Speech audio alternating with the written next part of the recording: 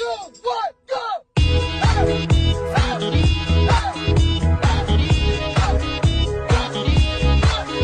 Thank you for asking. That's a very great question. This question is for Dr. Eleanor. Dr. Eleanor, what was the evolutionary process that caused a spider to become a spider? It relates back to Dr. Jorge Cham's book, All Earth's Great Big Universe, Evolution Changes Everything. Okay, so we have. So do you mean the evolutionary process from like a velvet walking worm into becoming a spider, or do you mean? Did you write about this in your book? The third Oliver book is called Evolution Changes Everything. It's all about life on Earth, how it started, where animals came from. So I was talking to ISHARA earlier about. Okay, but not about spiders. Not about spiders. So spiders came about before a lot of bugs came about, and they are predators. And some of them are very, very primitive. So if you look at like tarantulas, they can't make a web to live in. They just crawl around and gobble up their food. They're like old-timey spiders. So, yes, I'm sorry, go ahead.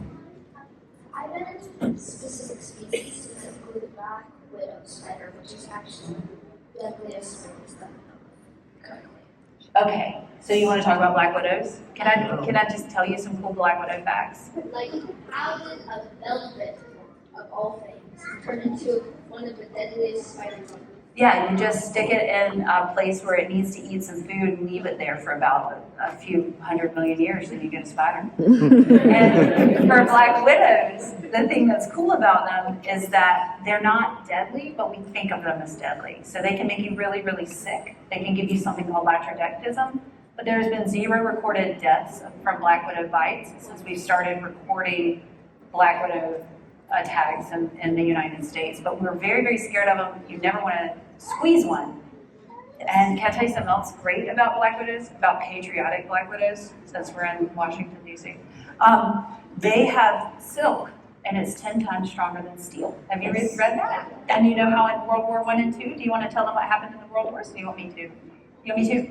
They had black widow factories. So women would go and gather all the black widows out of their yards. And if y'all have yards, you likely have black widows in your yards, and you're welcome for that. And they would harvest the silk from them and use it to make the crosshairs on gun sights, because it's 10 times stronger than steel, and it works really well for these gun sights. So they were serving our country in the World Wars. Thank you, black widows. Yeah, thank you. Today. Hi, my name's She asked you what you said no.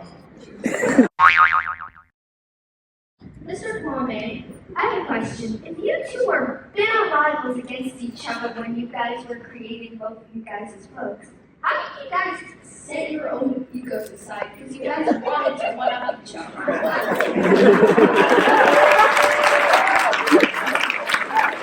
That's a great question. I feel like we're going to go into overtime today.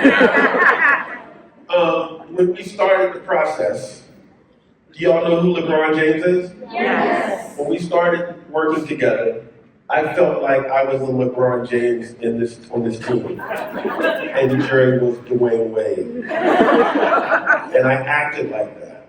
Like that was my attitude. I'm the guy. You should be happy to be on the team with me. And so there were some times where we clashed a little bit. It would take me probably about a year almost to finally realize, I want to say it happened before the tour, but maybe it happened on tour. But I realized that, in fact, Jerry was LeBron and I was Dwayne Wade. And that was a huge wake-up call for me. But I also realized that A, he lived up to the responsibility because the book is amazing. And B, if I'm not LeBron, I don't have to do all the work. And so I think that we both got to a point where we figured out, or I speak to myself, where I needed to check my ego and needed to sort of acknowledge his greatness, as it were. And vice versa, because we did a school, remember we had like 1,200 kids, And he, man, when I tell you, it was like Disney on Ice. Like he revs these kids up, and then after a while, I look, he's sweating, and then he like tags in, and I come in, and like we really found each other's strengths. So it was absolutely I amazing. think the thing is, and you all can repeat after me, I am the greatest. I am the greatest. Not because I am better than anyone else, Not because I'm better than anyone else. but because no one is better than me. All right. By the way, I'm also on TV. There you go. There you go. There you go.